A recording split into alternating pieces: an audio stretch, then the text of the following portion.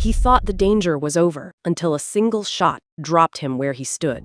But this was no random attack. Firefighters are being hunted one by one. Who is pulling the trigger? And what dark secret ties it all together? Stay tuned to find out, and make sure to subscribe so you don't miss the truth.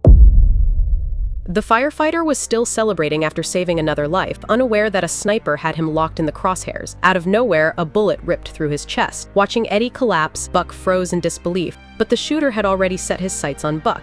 At the last second, a teammate lunged forward, shoving him out of harm's way. Seeing Eddie bleeding out on the ground, Buck snapped back to focus. He rolled under the fire truck, crawling frantically toward him. He had to get Eddie to a hospital, fast. Using the brief window while the sniper reloaded, he yanked Eddie's arm and dragged him under the truck, pulling him out from the far side. Another firefighter swung the door open, and together they heaved Eddie inside. But the sniper kept firing. With bullets raining down, they wasted no time and sped off toward the hospital. As Buck prepared to go inside, yet another firefighter was carried in, wounded by gunfire. At the same time, police arrived at the sniper's nest to investigate. At first, they suspected a personal grudge, but then footage surfaced of another firefighter being taken out, shifting the case entirely. Until fire and rescue arrived, he's targeting firefighters.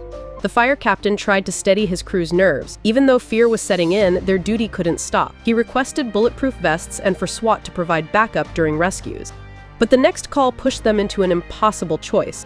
A worker was trapped 300 feet up on a crane. If they climbed to save him, they'd become easy prey for the sniper. The man's arm was badly mangled, blood pouring fast. They had less than 10 minutes to act. Just when the team hesitated, one firefighter started climbing. The captain ordered him down immediately, but he refused. He knew the danger, but couldn't stand by while teammates kept getting shot. He had to do something. Halfway up, a sudden flash glinted from a building across the way. Buck realized it was the sniper's scope, but he didn't slow down. He kept climbing. Reaching the top, he followed the medic's instructions, tightened a tourniquet, then pulled out a saw to cut the steel cable. With that, the worker was freed. Meanwhile, detectives uncovered a shocking lead.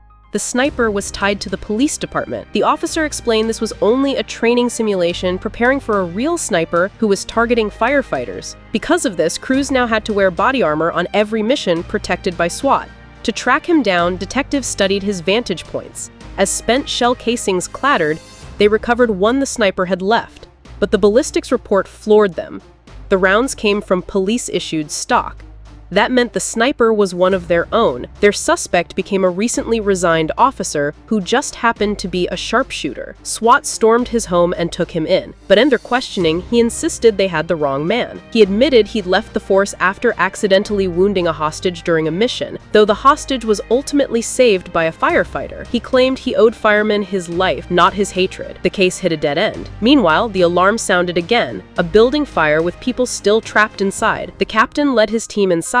But as they searched, an evacuation order suddenly came through. At the same time, detectives reviewing the case realized snipers rarely work alone. That means a second shooter could be out there, and this fire might be bait. The captain was preparing to leave when he spotted a body on the floor. He ran over, only to discover it was a dummy. His gut twisted. It was a trap. Before he could retreat, a shot rang out.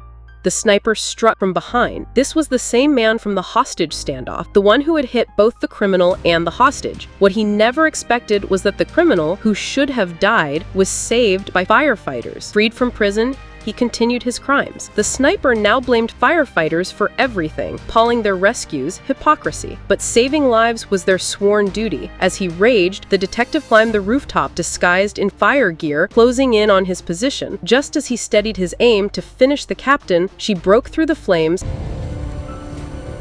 raised her weapon, and fired twice, ending the nightmare. The question now is, why target the very people who save lives? Drop your theory in the comments and subscribe so you don't miss what happens next.